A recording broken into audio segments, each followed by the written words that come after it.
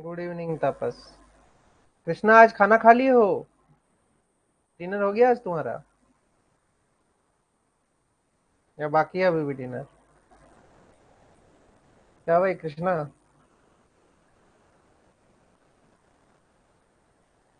Hello hello hello Krishna. अभी तक dinner नहीं किया? अरे भाई काहे नहीं डिनर करता है? भूखे पेट पढ़ाई कैसे होगा बताओ? भूखे पेट मुश्किल होता है ना पढ़ाई। ऐसा मत करो यार, भूखे पेट पढ़ाई। चलो शुरू करते हैं, बच्चे तो आते रहेंगे। Let's start.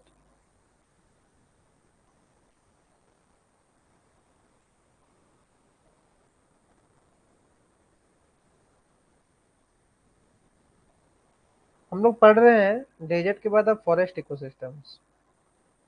ठीक है। देखो, फॉरेस्ट इकोसिस्टम शुरू करने से पहले कुछ चीजें तुमको बड़े अच्छे से पता होना चाहिए कि फॉरेस्ट का जैसे यूजेस क्या है, किस काम में आता है, क्या उसका पर्सपेक्टिव है, फॉरेस्ट को क्यों बचाना जरूरी है, उससे क्या होता है। ठीक है। तो फॉरेस्ट को अगर हम बात करते हैं कि अगर तुमको कहीं पे दिया है कि नहीं हमको फॉरेस्ट इकोसिस्टम पे बात करनी है, तो तुम क्या बोलोगे? अगर मैं बोलूँ फॉरेस्ट इकोसिस्टम पे तुमको बात करनी है तो फॉरेस्ट को क्यों प्रोटेक्ट करना चाहिए? What is the purpose of protecting a forest? Forest से हमको क्या मिलता है? सुशीला, फॉरेस्ट से हमको क्या मिलता है? हमको प्रोटेक्ट करने की जरूरत है फॉरेस्ट से? ऐसा क्या चीज है फॉरेस्ट में जिसके वजह से हम फॉरेस्ट को प्रोटेक्ट करेंगे? Importance for ecosystem balance.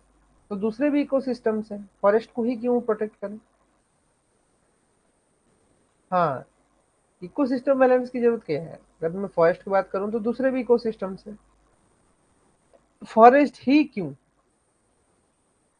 प्रश्न उठता है, वाई ओनली फॉरेस्ट? फॉरेस्ट को ही क्यों प्रोटेक्ट करें, ये बात उठ रही है, तो इसका जवाब दो।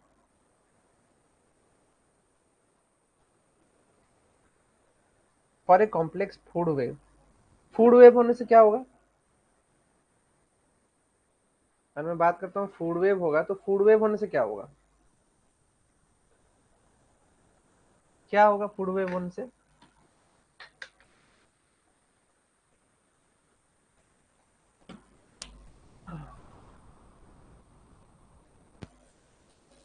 Habitat for maximum supplement. ठीक है। Maximum supplement.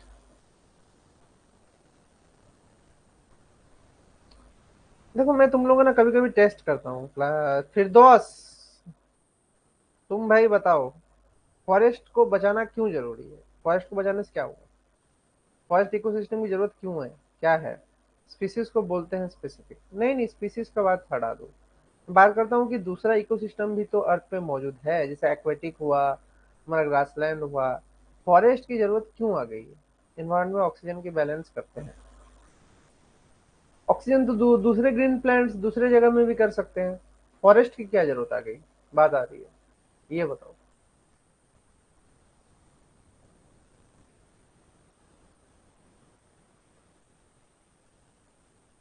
हाँ, अबे ईद मुबारक। ओ फिर दोस्तवा, ईद मुबारक, ईद मुबारक भाईजान। फिरदौस भाई, ईद मुबारक।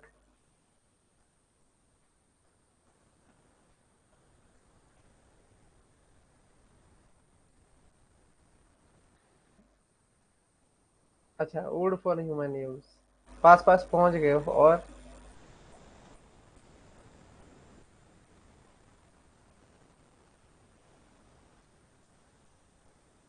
क्या आज का मूवी देख रहे हैं? क्या कौन कौन आज मूवी देख रहा है? किसी का भाई किसी का जान, सलमान खान। मेरा फेवरेट, दूसरा फेवरेट सलमान खान।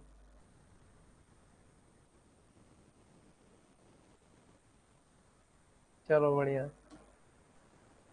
आईपीएल ही देखता रहता है बैठ के क्या? आईपीएल क्यों को देखेगा? कौन देखता है किसी का भाई किसी का जान?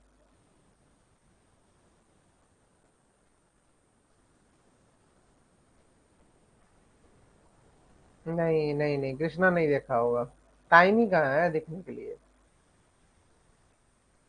लेकिन मैं सलमान की मूवी देखता ही हूँ, जिस दिन रिलीज होती है उसी दिन देखता हूँ। तो आज तो देखूंगा ही, मैं तुम लोगों की क्लासेस के बाद तो देखूंगा ही। सलमान मेरा फेवरेट है भाई। पठान में भी देखने के लिए सिर्फ वो 10 मिनट के लिए ही मैं गया था। जो सलमान की जो एंट्री है ना टाइगर की, वही देखने गया था। खैर, अब तुम लोग थोड़ा थोड़ा पास पहुंच गए हो। सलमान बूढ़ा हो गया है तो उससे क्या मतलब है, बूढ़ा तो मैं भी हो गया हूँ। तो क्या मैं हीरो जैसा नहीं दिखता हूँ? नहीं नहीं भाई, मैं कैसे हीरो जैसा दिखूंगा? मैं तो गरीब हूँ, है ना।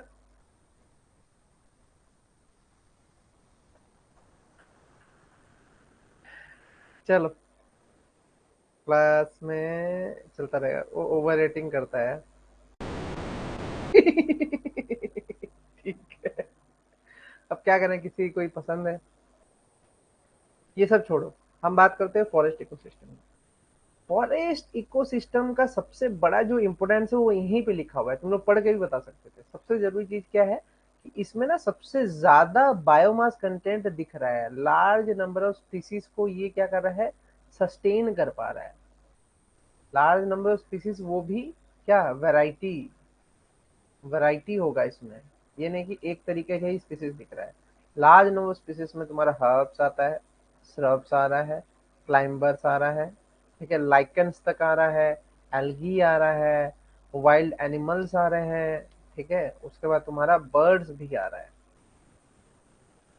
प्री डोमिनेंस होती है इकोसिस्टम में, तो ट्रीज तो रहेंगे ही रहेंगे, ट्रीज के अलावा जो है ये सारे भी वहां पे मौजूद होते हैं। तो इकोसिस्टम जो तुम बोल रहे हो, ये बड़ा इकोसिस्टम है। फॉरेस्ट जो है ये एक बड़ा इकोसिस्टम है। कोई पूछेगा कि तुम फॉरेस्ट के कंजर्वेशन की बात क्यों कर रही हो? बचाता है, ट्री की प्रजातियां बचाना है, नहीं नहीं वो तो ठीक है, वो ठीक है। उस पे बात नहीं चल रही। बात आता है कि फॉरेस्ट इकोसिस्टम को बचाना इसीलिए जरूरी है क्योंकि इसमें large number of species involve है। अगर किसी जगह में डाइवर्सिटी है, बहुत ज्यादा स्पीसीज है, अलग अलग तरीके के स्पीसीज डाइवर्सिटी में रह रहे हैं, तो तुमको क्या चाहिए, फॉरेस्ट इकोसिस्टम चाहिए। क्योंकि ह्यूमन भी तो वहीं से पैदा हुआ है, फॉरेस्ट से ही तो पैदा हुआ है। आज के डेट में ना बिल्डिंग बिल्डिंग गाड़ी वाड़ी बना के घूम रहा है, पहले तो फॉरेस्ट से ही पैदा हुआ था, फॉरेस्ट से ही तो शुरू किया था, है ना। तो वही बात है, फॉरेस्ट इकोसिस्टम्स को इसीलिए बताने की जरूरत है। कृष्णा, नो चीटिंग, वो यही बोला था। कौन यही बोला था भाई? ये कौन सी बात हुई फिरदौस?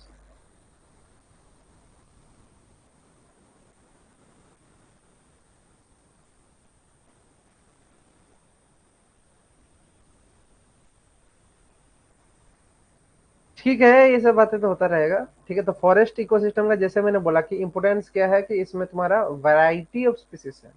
एक दो स्पीसीज नहीं है, वैरायटी ऑफ स्पीसीज है जो कि तुम्हारा क्या हो रहा है, काम कर रहे हैं।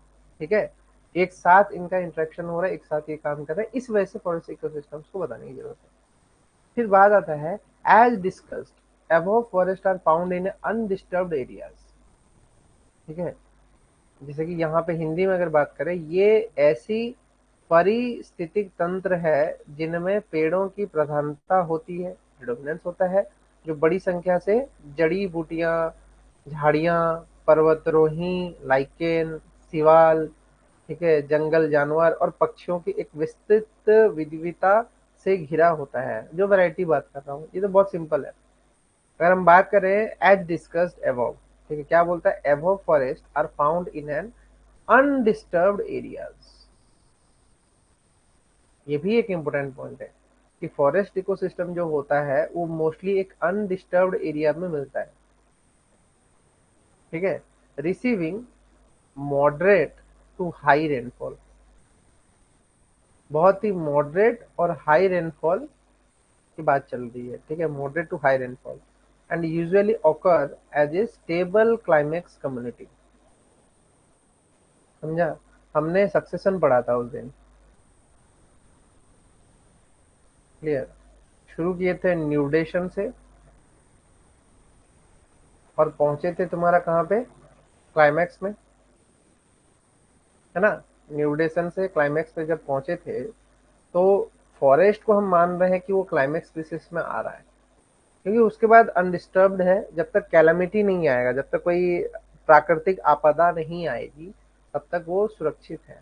इसीलिए उसमें कोई बदलाव उतना आता है नहीं, क्लाइमेक्स कम्युनिटीज में आ रहा है, इसलिए उसको स्टेबल कम्युनिटीज भी बोला जा रहा है।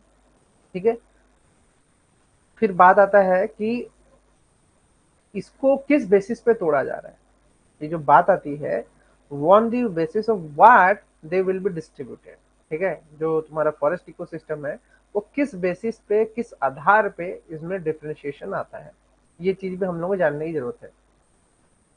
वो ही बोला था life start in the oceans. कौन बोला था भाई? क्या तुम लोग डिस्कस कर रहे हो, मेरे को नहीं समझ में आ रहा है। कृष्णा, वापस से मेरे को बोलना, क्या डिस्कस कर रहे हो तुम लोग?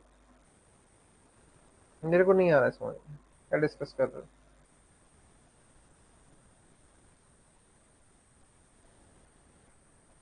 बताओ भाई, क्या डिस्कस कर रहे हो?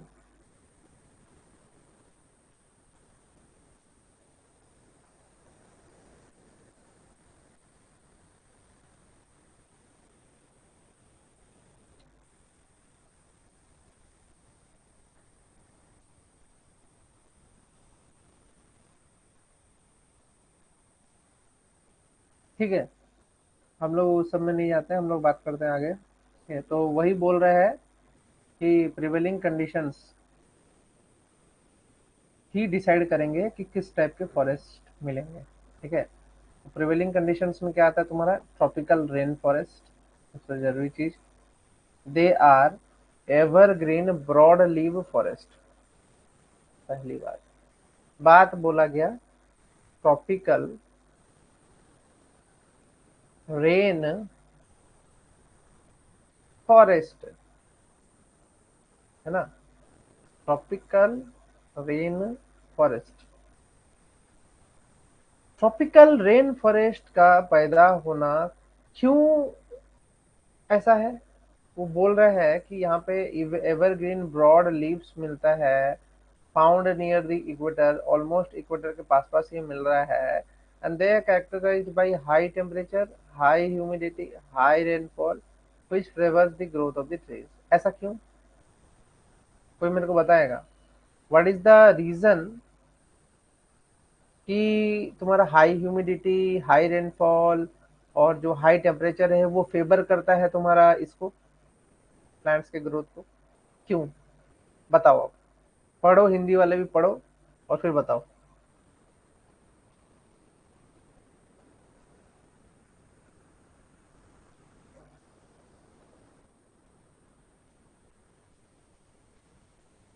एक बोला सन डायरेक्ट।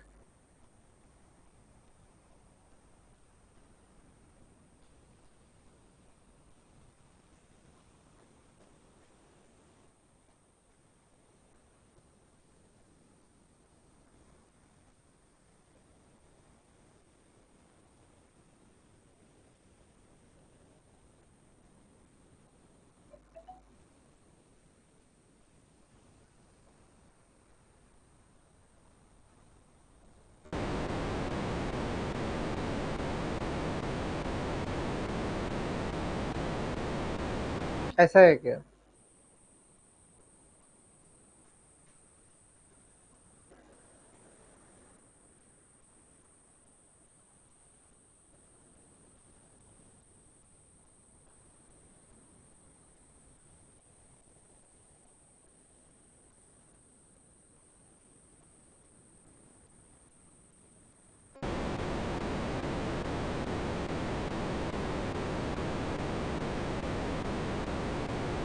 तो ये मेरे को बताओ कि हर पॉइंटर का, अरे देखो, तुम वो ठीक बोला है कि सनलाइट डायरेक्ट होता है, तो सनलाइट डायरेक्ट होने से क्या होगा, कि तुम क्या फायदा होगा बताना मेरे को सनलाइट डायरेक्ट होने से?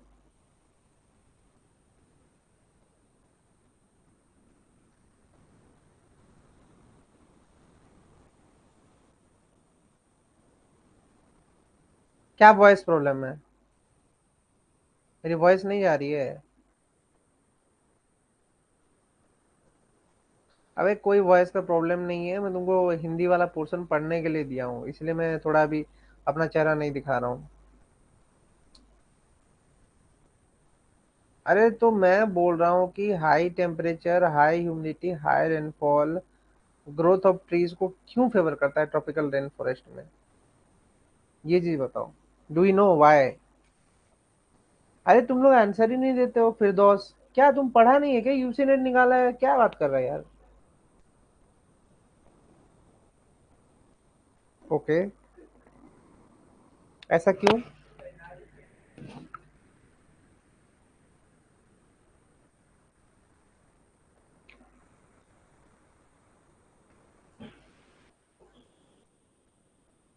ह्यूमिडिटी का क्या रोल है बताओ।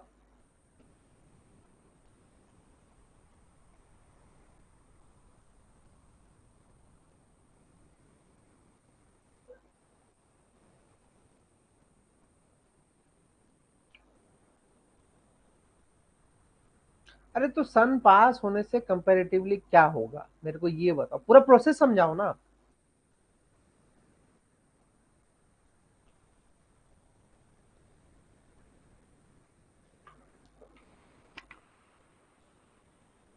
हम्म। अरे तो मॉइस्चर कंटेंट भी तो ह्यूमिडिटी है। मॉइस्चर होने से होता क्या है, वो चीज मैं पूछ रहा हूँ। मॉइस्चर तो वेपर है। और पानी, और जो पेड़ है उसको तो पानी के फॉर्म में चाहिए ना। पेड़ को तो फोटोसिंथेसिस करने के लिए वाटर, सनलाइट, और क्या चाहिए? अलग अलग तरीके के न्यूट्रिएंट्स, कार्बन डाइऑक्साइड, यही तो चाहिए। बट वो ह्यूमिडिटी के साथ उसका क्या रिलेशन है? तुम बोल रहा है कि सॉइल को जो है वो तुम्हारा मॉइस्चर देगा, तो उससे इनका क्या रिलेशन है?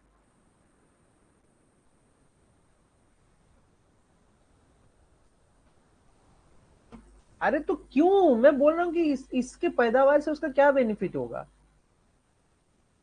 यही यही चीज है ना, यही जब तुम्हारा दिमाग खोलेंगे। मैं जो ये क्वेश्चन पूछता हूँ ना, कि इसी वजह से पूछता हूँ कि ताकि तुम्हारा दिमाग खुले।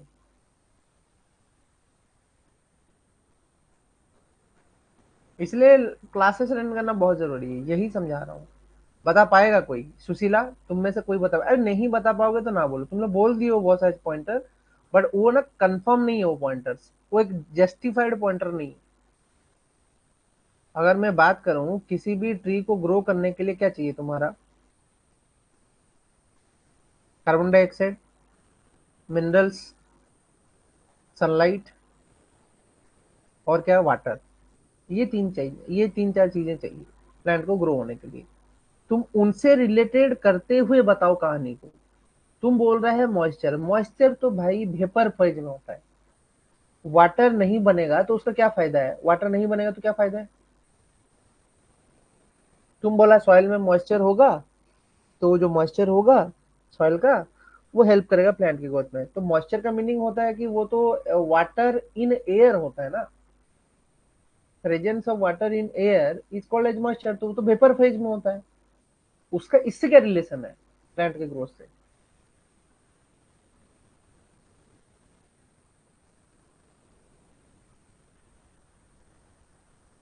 क्या जी मोहिनी? Life science? मोहिनी, देखो बहुत कुछ पढ़ते हो तुम लोग जीवन में, बट ना तुम लोग अपने लाइफ से उसको कनेक्ट नहीं कर पा रहे हो। इसी वजह से आज का जो स्टूडेंट है वो बहुत वीक चलता है। वीक क्यों है आज का स्टूडेंट? क्योंकि वो अपने लाइफ से उसको कनेक्ट नहीं कर पा रहा है। तो मैं वही बताना चाहता हूँ, हर चीज को अगर तुम अपने आसपास की चीजों से कनेक्ट नहीं करोगे तो कैसे समझ में आएगा? मैं ऐसे ही चीजों को नहीं समझाता हूँ, ठीक है? मेरा एक तरीका है समझाने का कि तुम्हारा दिमाग ही खोल दो बिल्कुल। कल को तुम जाके जब पढ़ाओ ना बच्चों को, तो बच्चा भी बोले कि क्या वाह वाह, क्या पढ़ाया मोहिनी ने। मोहिनी पता है या नहीं पता है? बताऊं? सुशीला, मोहिनी, कुछ बोलोगे? नितिन, नितिन भी कुछ नहीं बोला आज। जल्दी करो यार, लेट मत करो। No cheating. चीटिंग वीटिंग कहाँ से आ रहा है?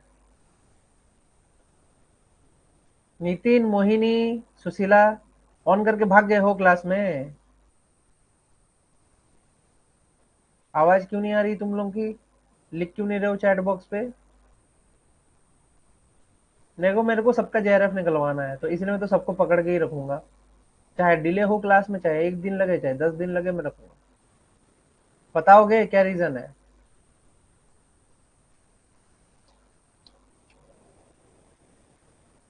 High transpiration, no idea sir. ठीक है, देखो, तुम इंटरलिंक नहीं कर पा रहे हो। मैंने बहुत बार समझाया कि चीजों को इंटरलिंक करो, सबसे जरूरी चीज। तुम बोला कि यहाँ इक्वेटर है सर, सनलाइट जो है वो डायरेक्टली फॉल आउट कर रहा है। ये तुमने 100% करेक्ट बोला, इसमें कोई दो राय नहीं। ठीक है, तुमने पॉइंटर ऐड कर दिया कि सर सनलाइट आ रहा है। ठीक है, फोटोसिंथेसिस का एक कंपोनेंट मौजूद है। क्लियर, प्लांट को खाना देने के लिए एक कंपोनेंट आ गया। कार्बन डाइऑक्साइड डेफिनेटली मिल जाएगा, क्योंकि एटमोस्फेयर में कार्बन डाइऑक्साइड है, तो वो डायरेक्टली एब्जॉर्ब कर ले रहा है। बट बात आता है, ये जो वाटर और मॉइस्चर, इनका क्या रोल है? करेक्ट, यही है ना। तो मैं बात करता हूँ कि अगर इक्वेटर रीजन में टेम्परेचर ज्यादा है, एक तो तुम्हारा क्या होगा कि मॉइस्चर जब ऊपर जाएगा इवापोर ट्रांसपिरेशन से, तो वो कंडेंस होकर हाई रेनफॉल के फॉर्म में गिर रहा है। ठीक है, ये पॉइंटर तो है ही है। बट ये जो ह्यूमिडिटी है, इसका क्या रोल है, ये जानना तुम्हारे लिए जरूरी था। तो मैं बताता हूँ। अगर तुम्हारा ह्यूमिडिटी हाई होता है, तो क्या होता है कि जो लिटर्स है, या तो जो डेड ऑर्गेनिजम्स है, क्लियर, इनका जो लिटर्स हैं या तो डेड ऑर्गेनिजम्स हैं, इनका क्या होता है, इनका वेदरिंग, इनका डिग्रेडेशन, ठीक है, बहुत तेजी से होता है। इनका जो डिग्रेडेशन प्रोसेस है, वो तेजी से होता है। ठीक है, इनका डिग्रेडेशन प्रोसेस तेजी से होता है। लिटर्स और डेड ऑर्गेनिजम्स जो नीचे में गिर रहा है, पेड़ पौधों का जो पॉइंटर्स गिर रहा है, वो ह्यूमिड कंडीशंस में जल्दी डिग्रेड होता है। ये चीज समझ में आना चाहिए तुमको। तो ह्यूमिडिटी का रोल क्या है कि easily help to degrade the dead and decaying matter present in the forest ecosystem. ठीक है, उसके वजह से ट्रॉपिकल रेन फॉरेस्ट का जो पैदावार है वो ज्यादा है। समझ रहे हो? रेनफॉल और टेम्परेचर तो तुम कनेक्ट कर लोगे आराम से मॉइस्चर वॉइस्चर वाले रीजन बात करके। बट ये ह्यूमिडिटी को कैसे रिलेट करना था, वो चीज समझो। रिलेटिवली हाई ह्यूमिडिटी होने से क्या होता है कि इजीली वेदर होता है तुम्हारा क्या, लिटर और डेड ऑर्गेनिजम्स जो मौजूद है। क्लियर है? चलो आगे चलते हैं। फिर बात आता है कि ये जो होता है, ये all through the year climate remains more or less uniform, इसमें थोड़ा चेंजेस नहीं है, क्योंकि सेम ही रहता है। वो क्लाइमेक्स स्पीसीज है, पहले भी बोला गया है, स्टेबल है, क्लाइमेक्स स्पीसीज है। और कंटिन्यूअसली पानी लेके ऊपर छोड़ेगा, फिर बारिश करके गिराएगा, फिर छोड़ेगा, फिर बारिश करके गिराएगा, फिर छोड़ेगा, फिर बारिश करके गिराएगा।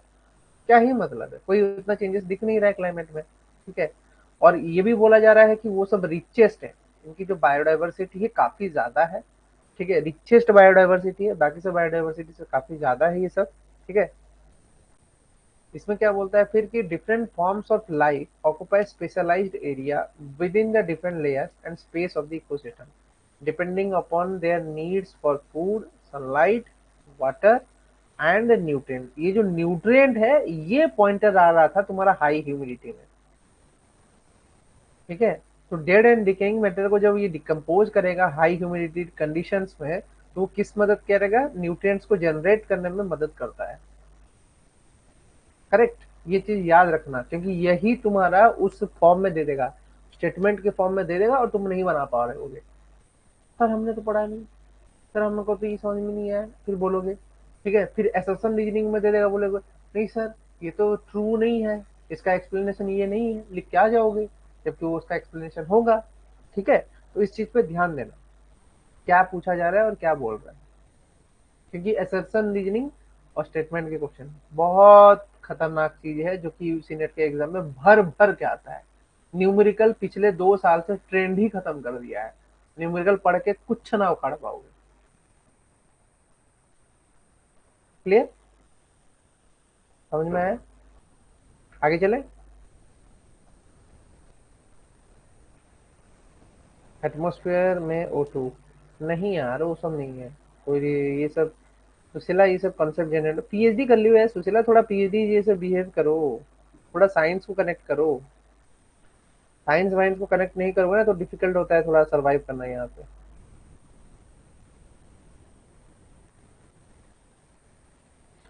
Then comes types of forest ecosystem, किस तरीके के फॉरेस्ट इकोसिस्टम्स मौजूद हैं ये जानना तुम्हारे लिए जरूरी है। तो फॉरेस्ट इकोसिस्टम्स के टाइप्स के बारे में बात करते हैं। तो इसमें अगर फॉरेस्ट इकोसिस्टम्स की बात करें तो इसमें ट्रॉपिकल एवरग्रीन रेन फॉरेस्ट सबसे ऊपर है। ठीक है, ट्रॉपिकल एवरग्रीन रेन फॉरेस्ट सबसे ऊपर है। ये कितने परसेंटेज ऑक्यूपाई करता है? Only a small percentage of tropical forest are rain forest, where average rainfall is 8400 inches in a year। इतना इंच का बारिश होता है। ठीक है, this forest is characterised by deep and dense vegetation consisting of tall trees reaching different levels। ठीक है, ये चीज वो समझा रहा है। एक तो पहला जरूरी चीज वो क्या बोला कि डीप और डेंस वेजिटेशन कहाँ दिखता है? सिर्फ ट्रॉपिकल एवरग्रीन रेन फॉरेस्ट में दिखता है। एक तो एवरग्रीन मतलब हमेशा ग्रीनरी होगा उसमें। दूसरा चीज है कि वो रेन फॉरेस्ट होना चाहिए, मतलब हमेशा वहां पे बारिश होती रहेगी। तो डीप एंड डेंस वेजिटेशन होने के चांसेस हैं। जैसे कि मैं बात करता हूँ, अगर नॉर्थ ईस्ट रीजन का तुम जान रहे हो, नॉर्थ ईस्ट में इतनी हरियाली क्यों है? नॉर्थ ईस्ट रीजन जो है वो मोस्ट ऑफ द टाइम उन जगहों में बारिश होने के चांसेस हाई रहते हैं। नहीं नोटिस किया होगा, हमेशा वहां पे बारिश होता ही रहता है। ठीक है, और ब्यूटीफुल ब्यूटीफुल वाटरफॉल्स भी उधर ही मौजूद है, भर भर के वहां पे वाटरफॉल है। तो वहां पे ये रीजन भी है ना कि वहां पे डीप और डेंस तुम्हारा वेजिटेशन कवर है, जो कि टॉल ट्रीज को ग्रोथ करा रहा है, एवं वो ट्रांसपिरेशन भी उस रेट से हो रहा है। और बहुत कुछ चीजें हैं जो कि उसको फीड कर रहे हैं उस मैकेनिज्म को, ताकि बारिश अच्छे से करवा सके, है ना। तो ये पोर्शन क्लियर होना चाहिए तुम्हारा कि वहां पे क्यों इतनी बारिश हो रही है। ठीक है, आगे चलते हैं। फिर आता है तुम्हारा नेक्स्ट टाइप ऑफ प्रोसेस जिसमें हम बोलते हैं ट्रॉपिकल डेसिडियस रेन फॉरेस्ट। एक तो होता है ट्रॉपिकल एवरग्रीन, दूसरा होता है ट्रॉपिकल डेसिडियस। अब इनमें क्या हो रहा है कि the main characteristics of tropical deciduous forest are broad leaf trees along with dense bushes, shrubs etc। वहां पे बुशेस और श्रब्स ये मौजूद नहीं थे, बट यहाँ पे क्या है, बुशेस और श्रब्स भी मौजूद है। ठीक है, टू मेन सीजन्स जैसे कि summer and winter are distinctly visible there, मतलब अलग दोनों सीजन में पूरा ही अलग दिखता है। एवरग्रीन में नहीं दिख रहा था, फिर बता रहा हूँ, एवरग्रीन में ये कंडीशंस नहीं दिख रहे थे। जबकि डेसिडियस फॉरेस्ट में क्या होगा, समर और विंटर में उन दोनों की जो विजिबिलिटी होगी बिल्कुल ही अलग होगी। विंटर में बिल्कुल ही अलग होगा। विंटर में इतना रूखा सूखा दिखेगा तुमको वो जो पेड़ है, ठीक है, जो कि तुम्हारा समर में नहीं दिखेगा। समर में उसमें एक अलग तरीके का तुम्हारा कोटिंग दिख रहा होगा, लस्ट ग्रीन टाइप सा दिख रहा होगा, थोड़ा वैक्सी टाइप सा दिख रहा होगा उसके लीव्स। बस विंटर में जैसे ही पहुंचते हो क्या होता है, सूखा सूखा हो जाता है, पूरा बिल्कुल ही सूखा हो जाता है, अलग ही दिखता है ट्रॉपिकल डेसिडियस का जो फंडा है। और क्या है कि this type of forest is found in many parts of the world, large variety of flora and fauna are found here. ये तो सच बात है, इसको तो बताने की जरूरत ही नहीं है। फिर आता है तुम्हारा टेम्परेट एवरग्रीन फॉरेस्ट। तो टेम्परेट एवरग्रीन फॉरेस्ट क्या होता है कि टेम्परेट रीजन में होगा। अच्छा, टेम्परेट ट्रॉपिकल और ये सब जो चीजें हैं, कौन मेरे को बताएगा? Who will give me the detail of temperate क्या होता है, ट्रॉपिकल क्या होता है, फ्रिजिड क्या होता है, टॉरिड जोन क्या होता है, ये सब कौन मेरे को बता पाएगा?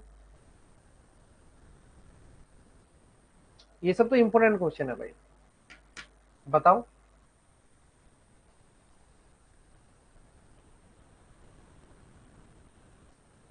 बताओ बताओ।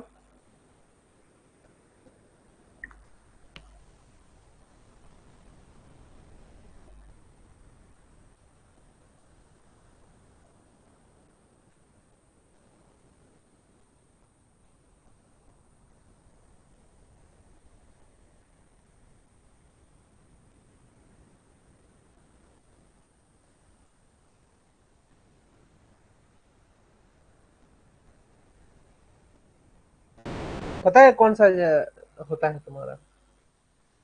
Temperate zone. Can you explain me what are the temperate zones? भाई यही तो फंडामेंटल है। सिक्स का तुम्हारा ज्योग्राफी, क्लास सिक्स का ज्योग्राफी पूछ रहा हूँ। ये भी नहीं बता पाओगे तो क्या करेंगे भाई? सिर फोड़ देंगे हम अपना तो। ये सब चीजें अगर नहीं बताओगे तो फोड़ फाड़ दें सिर हम अपना। क्या बोलते हो?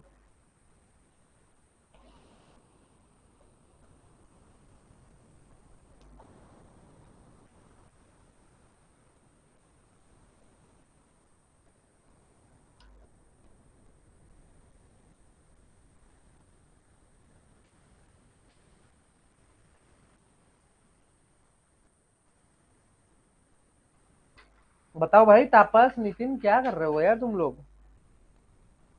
सुशीला, क्या भाई? नितिन, नितिन है ही नहीं लग रहा है आज तो। बात ही नहीं कर रहा है कुछ। What do you mean by temperate region? क्या होता है टेम्परेट?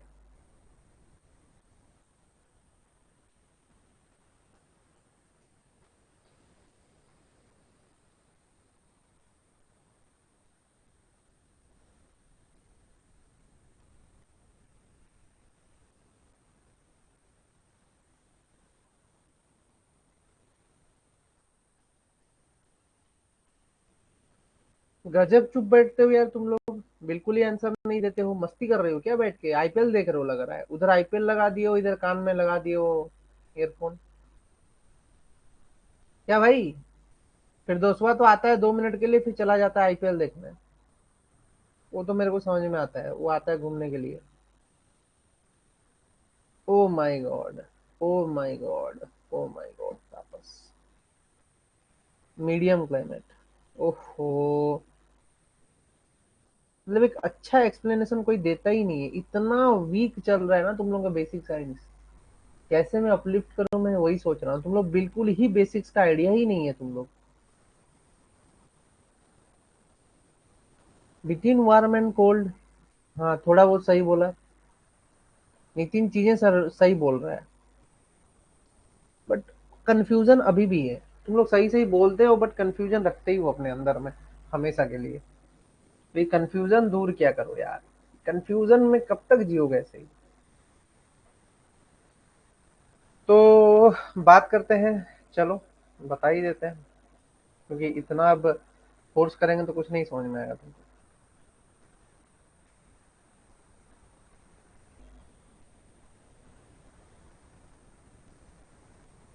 ठीक है, ये अर्थ है। नहीं नहीं, ये अर्थ नहीं है ना। अर्थ तो नहीं दिख रहा है ये। क्या करूं, अर्थ बनाऊं? हाँ बनाता हूँ। रुको एक करो। हमेशा ड्राइंग जो होती है वो डॉटेड लाइन से होती है, तभी अच्छा वृत्त बनता है। अच्छा वृत्त बनाना है तो तुमको डॉटेड लाइन यूज करना होगा।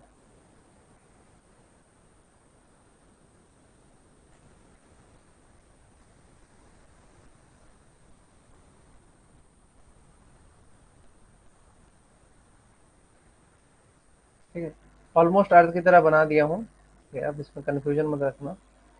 बात करते हैं। यहाँ पे एक लाइन होता है, यहाँ पे एक लैटिट्यूड होता है, यहाँ पे ये होता है, फिर यहाँ पे एक लैटिट्यूड होता है, और यहाँ पे एक लैटिट्यूड होता है। ठीक है, यहाँ से शुरुआत करते हैं। तो ये क्या होता है कि ये 0 डिग्री नॉर्थ। ये क्या होता है तुम्हारा 66.5 डिग्री नॉर्थ। ये क्या होता है तुम्हारा 23.5 डिग्री नॉर्थ। ये तुम्हारा क्या होता है?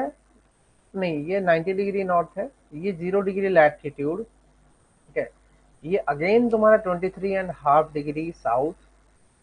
और ये 66.5 डिग्री क्या, साउथ। और ये तुम्हारा 90 डिग्री साउथ। करेक्ट। ये चीज तुम जान रहे हो। बचपन में ये सब चीजें तुमको बहुत अच्छे से पढ़ाया गया था, बट तुम आज के डेट में ना सब गोल गपाट करके बैठे हुए हो।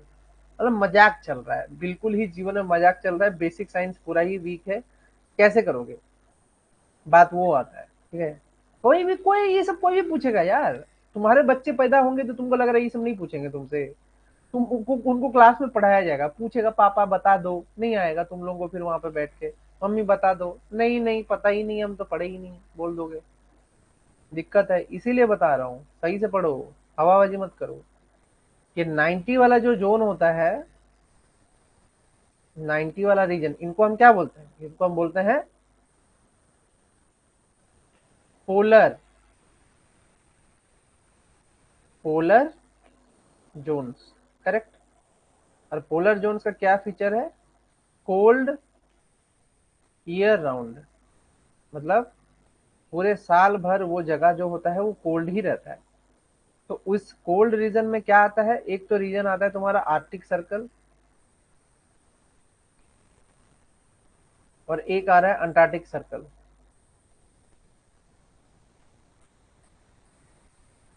एक आता है आर्कटिक सर्कल, एक आता है तुम्हारा अंटार्कटिक सर्कल। क्लियर। बीच वाला जो जोन है ये वाला,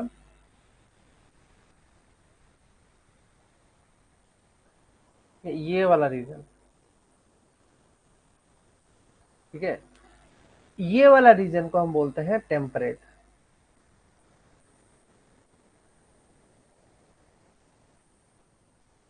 टेम्परेट जोन इसे बोलते हैं, इसको बोलते हैं टेम्परेट जोन। तुमको क्लियर कट ना डिमार्केशन करना होगा विथ लैटिट्यूड, तभी तुम इसको बोल पाओगे कि ये टेम्परेट जोन है। तो ये टेम्परेट जोन में क्या होता है कि इनमें 4 सीजन दिखते हैं। कोई पूछ देगा एग्जाम में तो इनमें ऑलमोस्ट 4 सीजन दिखता है, ठीक है। इनमें 4 सीजन दिखते हैं, तुमको ये 4 सीजन के बारे में आइडिया होना चाहिए कि 4 सीजन क्या क्या है, ठीक है। ये 4 सीजन में क्या होता है तुम्हारा, दो आएगा वार्म सीजन और दो कोल्ड सीजन आएगा, ठीक है। ये चीज याद रखना, एक साल में ये 4 सीजन दिखाता है, आइधर दो वार्म दिखाता है और फिर दो कोल्ड दिखाता है। क्लियर, ये चीज का आइडिया रहना चाहिए। फिर आता है तुम्हारा ट्रॉपिकल। ट्रॉपिकल, ये तो यही वाला जोन है ट्रॉपिकल जोन, ठीक है। और ट्रॉपिकल जोन में तो साला गर्मी ही पड़ता रहता है, दिन भर रात भर, ऑल टाइम वहां पे गर्मी ही होता है। तो इंडिया एक तरीके से ट्रॉपिक जोन, हाँ जो फ्रिजिड भी बोल सकते हो पोलर जोन को, ऐसा नहीं है, ठीक है। टॉरिड वाला जो जोन है वो ट्रॉपिकल जोन का ही पार्ट होता है, जो टॉरिड जोन होता है, ठीक है। ये सब याद रखना, इसे पढ़ाया गया यार, तो पता नहीं कैसे पढ़े नहीं हो, 8 और 6 में एनसीईआरटी के बुक्स में ये सब था। थोड़ा बहुत तो बेसिक्स पता होना चाहिए ना, तभी ना आगे बढ़ोगे, ठीक है। तो इसका ध्यान रखना, एग्जाम में अगर पूछ लेगा ना तो तुमको इसके बारे में पता होना चाहिए।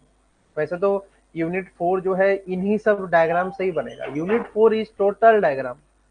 डायग्राम में ही खत्म कर दूंगा पूरी कहानी, एक झटके में तुम्हारा पूरा यूनिट 4 खत्म हो जाएगा, तुमको समझ में नहीं आएगा, पूरा का पूरा डायग्राम दिखाऊंगा, बैठ के पढ़ा के दिखाऊंगा कि कितना डायग्राम है और कैसे समझना है उसको, ठीक है। तो नेक्स्ट चलते हैं क्या बोलता है। तो इसके बाद आता है तुम्हारा टाइगा बोरियल। टाइगा बोरियल, ठीक है, क्वेश्चन आ चुका है, पहले भी आ चुका है, ठीक है। ये टाइगल बोरियल जो होता है, ये होता है, रुको 1 मिनट, ठीक है। ये टाइगा बोरियल जो है ये क्या है, situated just south of tundra. Taiga is characterised by evergreen coniferous, coniferous, coniferous, coniferous, ठीक है। अब इसका नाम बोरियल क्यों है, कोई बता पाएगा, why you know it is a boreal.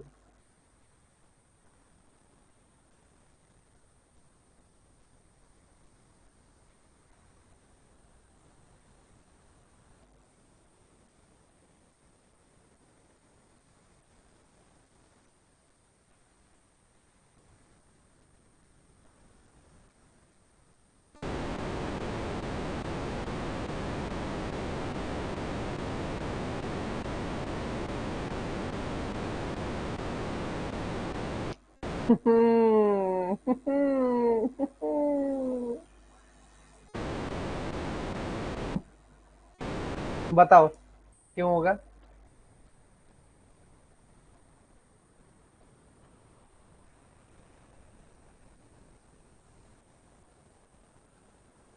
पता है किसी को? अरे नहीं पता तो जल्दी जल्दी नो नो बोला करो यार, टाइम पास बहुत होता है।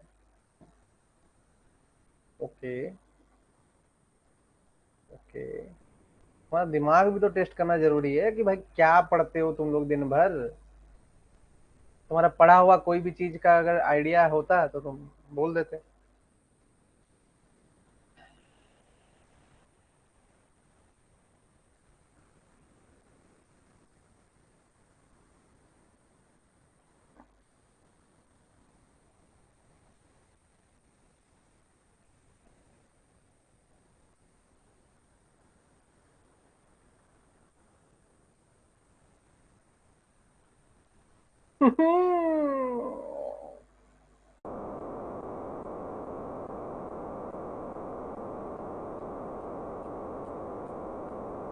अच्छा ठीक है, मैं समझाता हूँ।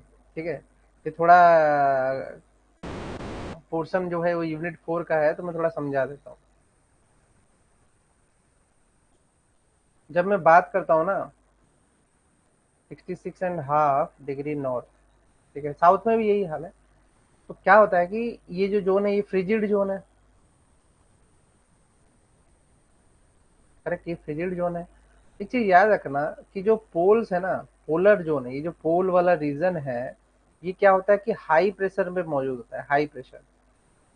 शायद मैंने विंड बेल्ट्स के बारे में पढ़ाया है तुमको।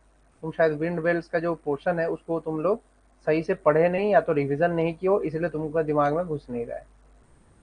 ये जो रीजन है ये हाई प्रेशर जोन है। करेक्ट।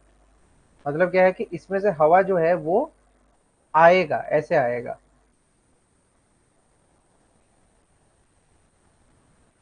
ठीक है, हवा ऐसे आएगा, हवा इस तरफ से ऐसे आएगा। ठीक है, तो हम इनको क्या बोलते हैं जानते हो? इनको हम बोलते हैं नॉर्दर्न विंड्स। नॉर्दर्न विंड्स बोलते हैं।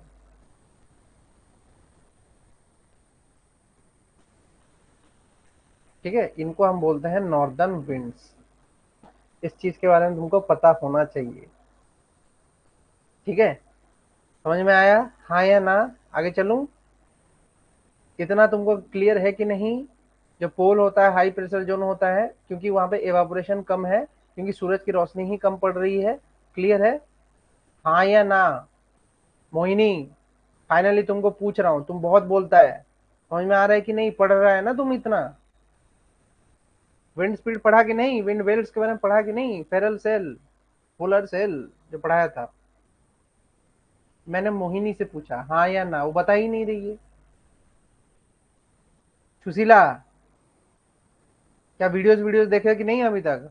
यूनिट 1 के नया ज्वाइन किए तो वीडियोज ही नहीं देखोगे? ऐसे नहीं होता है, ऐसे जेआरएफ नहीं निकलता है। कंसेप्ट क्लियर होना चाहिए। ठीक है, हाई प्रेशर होने की वजह से विंड जो है ऐसे ब्लो कर रहा है, किसकी तरफ? हमारे 66.5 जो नॉर्थ की तरफ वो ब्लो कर रहा है। तो इनको हम क्या बोलते हैं? नॉर्दर्न विंड्स बोलते हैं। अब एक चीज समझो कि इनको जब नॉर्दर्न विंड्स बोला जाता है, ये जो नॉर्दर्न विंड का जो भगवान है ना, गॉड ऑफ नॉर्दर्न विंड्स, उनको हम बोलते हैं गॉड ऑफ नॉर्दर्न विंड्स। उनके माइथोलॉजी पे ये कहानी है कि गॉड ऑफ नॉर्दर्न विंड्स का नाम होता है, हमारा गॉड ऑफ नॉर्दर्न विंड्स का जो नाम है वो है बोरियाइस। बोरियाइस। ठीक है, गॉड ऑफ नॉर्दर्न विंड्स को हम बोलते हैं बोरियाइस। ठीक है, और तुम अभी पढ़े क्या कि ये जो होता है ये जस्ट बिलो योर पोल्स, मतलब पोल से थोड़ा नीचे होगा। ये जो पोर्शन है, इस पोर्शन को हम क्या बोलते हैं? टाइगर वेजिटेशन का पोर्शन बताते हैं इसको। तो क्योंकि इनको टाइगर वेजिटेशन का पोर्शन बताते हैं और यहाँ पे नॉर्दर्न विंड्स बह रहा है, इस वजह से इसका नाम पड़ा है बोरियाइज। और बोरियाइज से ये बना है बोरियल फॉरेस्ट। बोरियाइज से पड़ा है बोरियल फॉरेस्ट। ठीक है, कहानी कुछ ऐसा है। तो इसके बारे में तुमको अगर नहीं पता होगा तो कल को किसी को एक्सप्लेन नहीं कर पाओगे। देखो हर चीज का कहानी है। भाई तू थॉर क्यों ला रहा है? थॉर कहां से ला रहा है? अभी हैमर ला के ठोक देगा ना, थॉर निकल जाएगा तेरा। थॉर। वैसे तो कृष्णा जी भगवान है, उसको तो नहीं मार सकते हैं भाई। कृष्णा जी तो बांसुरी वादक हैं। तुम थॉर क्या बन रहे हो भाई? तुम बांसुरी वाला बनो, कृष्णा नाम है, थॉर बनेगा।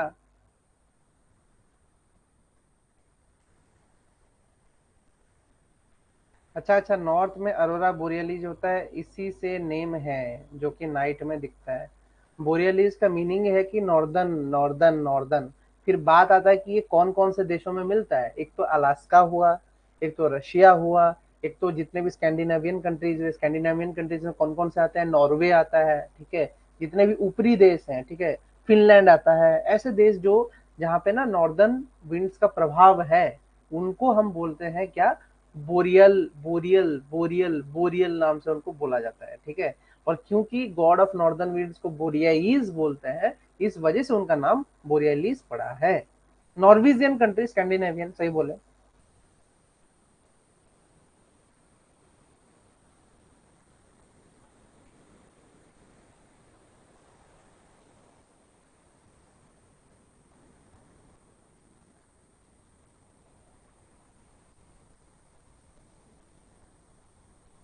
हाँ ठीक है।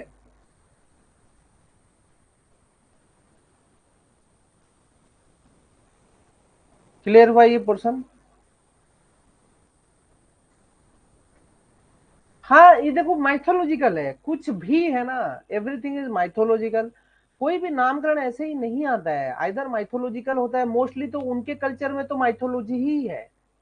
उनके कल्चर में ही माइथोलॉजी का नाम से बना हुआ है, उनका भी रिच हेरिटेज है, माइथोलॉजी से सबका काम में होता है।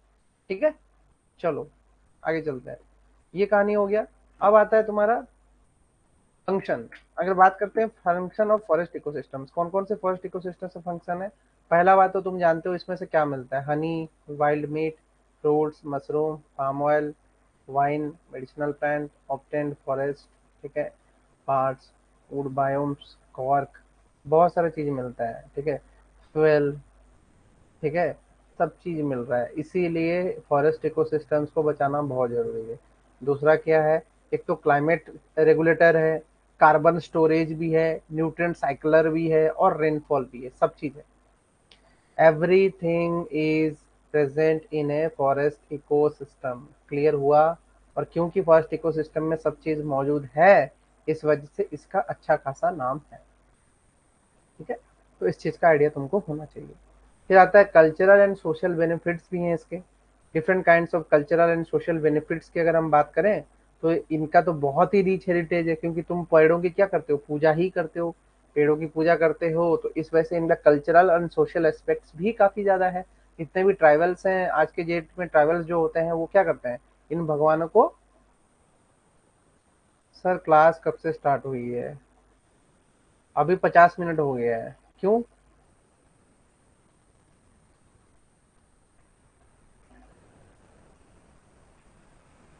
ये क्वेश्चन क्यों पूछ रहे हो, क्लास कब से स्टार्ट हुई है? अच्छा तुम लोगों को नहीं दिखता है क्या टाइमर? मेरे को नहीं समझ में आता है।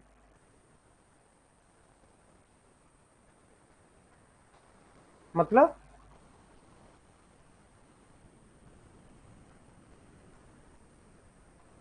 हाँ, मोहिनी वाईफाई लगाओ। इसके लिए मैं जिम्मेदार नहीं हूँ। वाईफाई लगाओ, मैं तुमको पहले ही बता रहा हूँ, पढ़ना है तो वाईफाई लगाओ। यार एक ही महीना बचा है, जियो का राउटर भी फ्री आता है, अगर ऐसे पोजिशन ऐसे जगह पे हो जहाँ पे जियो का राउटर मिल रहा है ना, प्लीज लगा लो। मैं सच बता रहा हूँ, एक महीने के लिए ना फ्री ट्रायल वाला यूज कर लो, और उसके बाद रिटर्न कर दो चलेगा, बट यूज कर लो यार। एक महीने के लिए अगर जेआरएफ निकालना है ना, एक महीना अच्छे से प्रिपरेशन करोगे। देखो मई में मेरे को कोर्स खत्म करना है, मई तक मेरे को कोर्स को फिनिश आउट कर ही देना है, तो मई तक मैं फिनिश कर ही दूंगा कोर्स को, कुछ भी हो जाए, रखूंगा नहीं।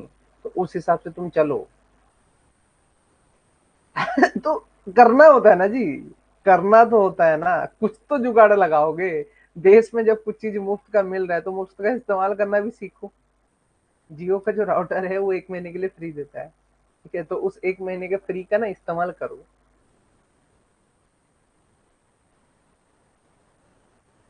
अब इसमें नेटवर्क इशू, ये इशू, वो सब इशू कभी कभी मेरा भी होता है, ठीक है, मैं लगाने के बाद भी होता है, क्या करूँ अब, राउटर काम नहीं करता कभी कभी, but most of the case तो अच्छा ही कर पाओगे ना, इसलिए ध्यान रखो, ऐसे मत क्या करो, क्लासेस लेट से ज्वाइन करोगे कुछ नहीं समझ में आएगा।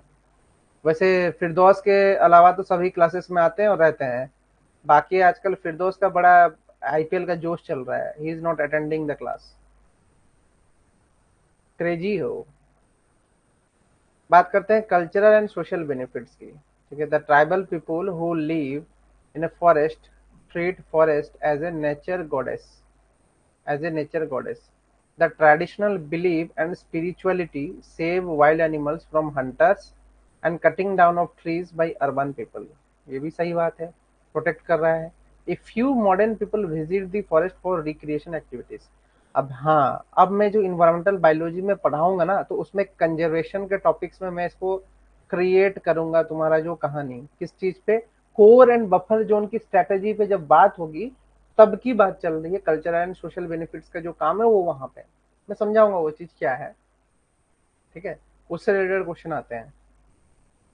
Now you can see the different forest ecosystems जो कि इंडिया में मौजूद हैं। तुमको ट्रॉपिकल मॉइस्ट, कोई भी क्वेश्चन पूछेगा इंटरव्यू में, सबसे पहला क्वेश्चन यही रहता है, पता है तुमको। हम इंटरव्यू देते हैं, हमारे हमको यही क्वेश्चन पूछा जाता है कि बताओ यार, इंडिया में कितने टाइप के फॉरेस्ट होते हैं। Tropical moist forest, tropical dry forest, sub tropical forest, temperate forest and sub alpine forest, सब मिलता है। Moist forest, dry forest, sub tropical forest, temperate forest, sub alpine forest. ये 5 फॉरेस्ट के नाम याद कर लिए तो तुम्हारा बल्ले बल्ले, क्वेश्चंस कभी भी गलत नहीं करोगे एग्जामिनेशन में। क्लियर।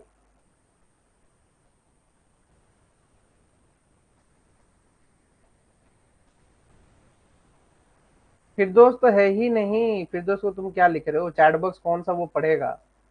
सर क्या करेंगे, वाईफाई, हम घर ही नहीं रहते हैं, समझा नहीं।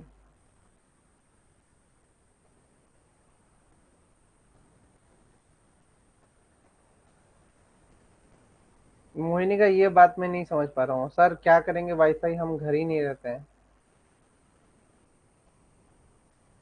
खैर ये सब छोड़ो, ये सब बातें नहीं करते हैं, ये सब बगर बगर बगर बगर कितना करोगे। तो याद रखो डिफरेंट टाइप्स ऑफ फॉरेस्ट में ये 5 फॉरेस्ट हैं जिनको तुमको अच्छे से याद करना है, ठीक है, इनमें कंफ्यूजन मत रखना। बाकी आता है, देखो इसके बाद एक टाइप ऑफ चीज आता है जिसको हम बोलते हैं रेंज ऑफ लैंड्स, रेंजलैंड्स बोलते हैं, ठीक है। कुछ चीजों को ना हम रेंजलैंड्स बोलते हैं। ये रेंजलैंड्स क्या होता है, rangelands are those lands which native to the vegetation, ये क्वेश्चन आ सकता है। नेटिव वेजिटेशन को रेंजलैंड्स में कंसिडर किया जाता है, जिसका क्लाइमेक्स एंड नेचुरल पोटेंशियल जो है प्लांट कम्युनिटी की तरफ ही है। जैसे कि मैं बात कर रहा हूँ, कहीं पे अगर प्रीडोमिनेटली कोई ग्रास ग्रो कर रहा है, ग्रास लाइंग प्लांट्स ग्रो कर रहा है, फॉर्ब्स है, श्रब्स है, सूटेबल ग्रेजिंग और ब्राउजिंग यूज है, ठीक है, ये सब किस में होता है, रेंजलैंड्स में होता है। तो रेंजलैंड्स की बात करें तो rangelands are grasslands, shrublands, woodlands, wetlands, deserts. ये क्या है, एक स्पेसिफिक टाइप ऑफ, क्या, तुम्हारा नेटिव वेजिटेशंस को ग्रो करता है, ठीक है। तो ग्रेज्ड बाय डोमेस्टिक लाइवस्टॉक और wild animals. Type of rangelands includes tall grass, ये सब पार्ट है। Tall grass, short grass prairies, desert grassland, scrublands, woodlands, savanna, chaparral, steppe, tundras. ये ट्रीज नहीं है, these are not trees.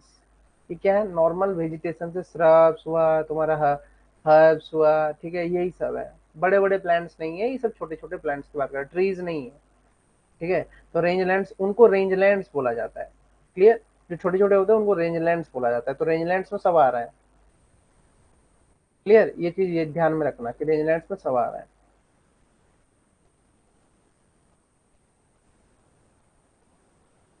Okay, तो रेंजलैंड्स की बात भी खत्म हुई। अब हम इसके बाद वाला जो टॉपिक तुम लोग का कवर आउट करेंगे, अब तुम्हारा रहेगा वेटलैंड्स। मैंग्रोव्स तो उसी दिन थोड़ा बहुत बताया था तुमको, एस्चुरिन में सिर्फ मैंग्रोव्स ही है। वेटलैंड्स है, लोटिक लेंटिक है, ठीक है। लोटिक लेंटिक थोड़ा वापस थोड़ा बता देंगे, ऐसे कुछ खास नहीं है लोटिक लेंटिक में। हम इसके बाद बायोम्स के क्लासिफिकेशंस पढ़ेंगे, बहुत जरूरी है थोड़ा बहुत बायोम्स के क्लासिफिकेशन, वैसे वो भी नहीं जरूरी है, क्योंकि वो भी बता चुका हूँ क्या ही हो। ट्रॉपिकल रेन फॉरेस्ट के बारे में बता ही दिया तुमको। छपराल बचा है, टाइगा बचा है, एक दो इंपोर्टेंट बचा हुआ है, उसको कवर आउट करेंगे।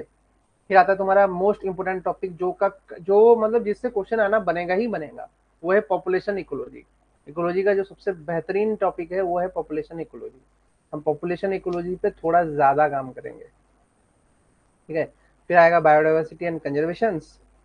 फिर कंसेप्ट ऑफ इंडस्ट्रियल इकोलॉजी, ठीक, इंडस्ट्रियल इकोलॉजी में तो कुछ ज्यादा खास नहीं है, वो कवर आउट हो जाएगा। मतलब दो क्लास, ठीक है,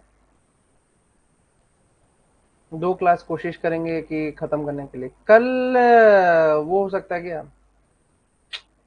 कल नहीं करेंगे, कल नहीं करेंगे, कल नहीं, परसों करेंगे। परसों के क्लास को थोड़ा एक्सटेंड करेंगे यार, परसों के क्लास को थोड़ा एक्सटेंड करके चलाएंगे, ये याद रखना थोड़ा जल्दी। हार्डी विंग बार्ग, ये क्या है? कल लो आता है क्या?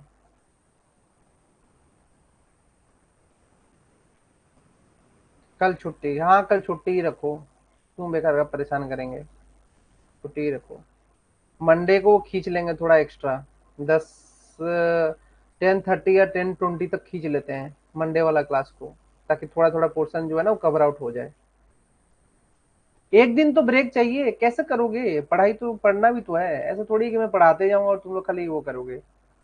हार्डी विनबर्ग, इसका मीनिंग क्या है? क्यों लिख रहे हो ये वर्ड?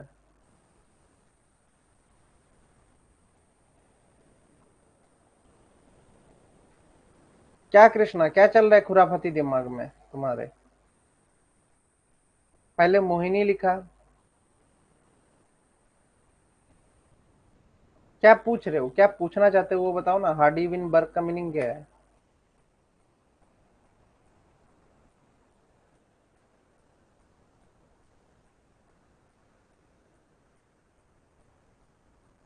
अरे उसका मीनिंग क्या है पूछ रहा हूँ, तो कुछ भी बोलता है यार। तुम्हारा वॉइस नहीं आएगा मेरे पास, लिखो भाई, कितने बार समझाऊंगा। सर वो P+Q+2PQ, ये क्या है?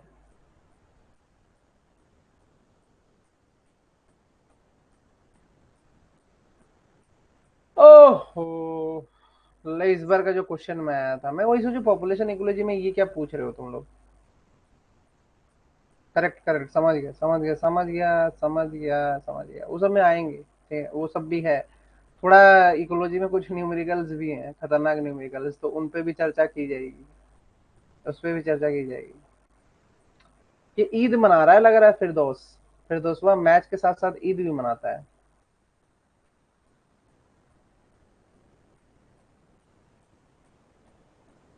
देखो बहुत कम कम टॉपिक्स में कवर आउट कर रहा हूँ, ताकि तुम लोगों का जो बेस है वो अच्छे से बन जाए, जितना आने की प्रोबेबिलिटी है एग्जाम में उतना ही करवा रहा हूँ, ज्यादा नहीं करवा रहा हूँ, तो इस हिसाब से सोच के चलना।